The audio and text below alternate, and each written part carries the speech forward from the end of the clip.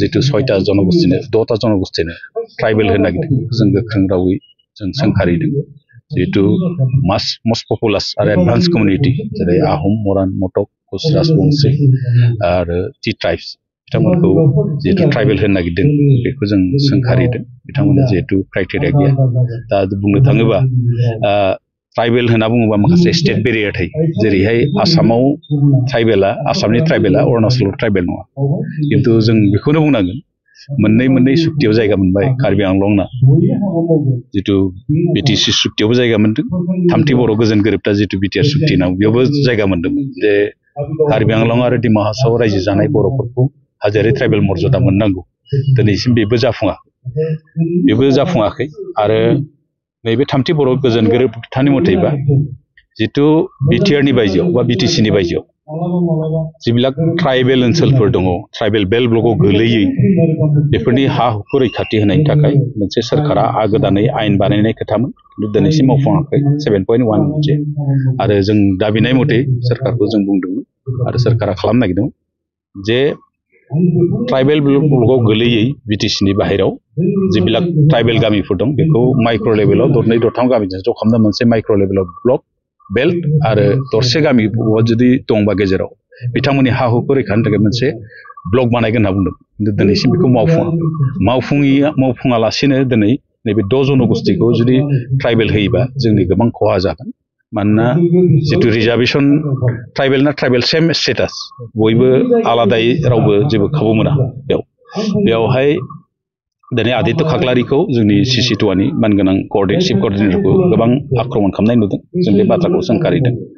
मानो होनना बुङोबा बे मोनसे आयेननि दारैसो बे जागोन आयेनाव गोलैनांगोन आरो बिसा क्राइटेरिया थानांगोन मानोना जोंनो मोनाखै दिनै कार्बि आंलं गोबां आन्दोलन खालामनायनि उनाव जिहेतु स्टेट बेरियार दङ जेरै आदिबासिफ्रा झारखन्ड बा गुबुन रायजोआव बिथांमोना ST मर्यादा मोनखादों खिन्थु आसामाव माने ST मोननांगौ बिथांमोना नङा होमबा बिथांमोना माइग्रेटेड आहमा एसां एडभान्स कमिउनिटि कुच राजबंशीया एसां एडभान्स कमिउनिटि आरो पपुलास जितु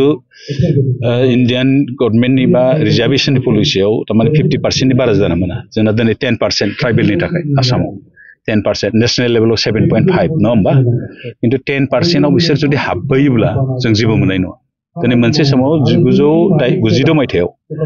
6 दाननि थाखाय कुच राजबंशीखौ होदोंमोन खिन्थु बे समाव जों नुदों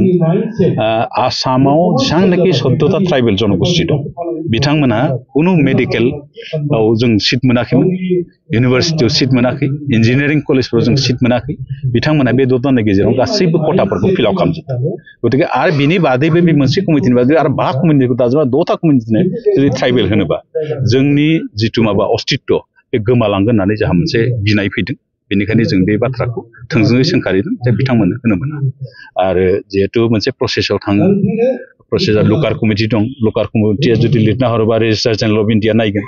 रेजिस्ट्रार जेनेरेल इन्डिया जुदि जायोबा बेखौ SC/ST कमिसनाव हरगोन बेनि उनावसो बे पार्लियामेन्टआव थांगोन गतिके बेफोर प्रसेसआ जुदि 8 बार जुदि RJ registrar general of India बे जुदि RJ जुदि रिजेक्ट खालामदोंबा एबारबो रिजेक्ट खालामगोन जों बेखौ आसा फारिदों आरो सिगां जों रायलायदोंमोन जिहेतु जों मोनसे सागानगिरि आफाद हिसाबै जों सिगांनि ट्राइबेल एफेयार्स मिनिस्टार मानगोनां अर्जुन मुन्डा बिथांजों रायलायनानै बिथांखौ सोंदोंमोन डकुमेन्टनि सायाव बिथाङा बुंदोंमोन स्पष्ट भाबै जे इन्डियाआव 1000 बांसिन कमिउनिटिफोरा ट्राइबेल नागिरदों खिन्थु गोदानै ट्राइबेल होनायखौनो इन्डियानाव पलिसि गैया खिन्थु दा नैबे सर्ट टार्म पलिटिक्स बेनिफिटनि थाखाय जुदि बेखौ होनो नागिरदोंमोन बे जोंनि थाखाय खोब गिख्रंथाव जागोन होननानै जों बुंदों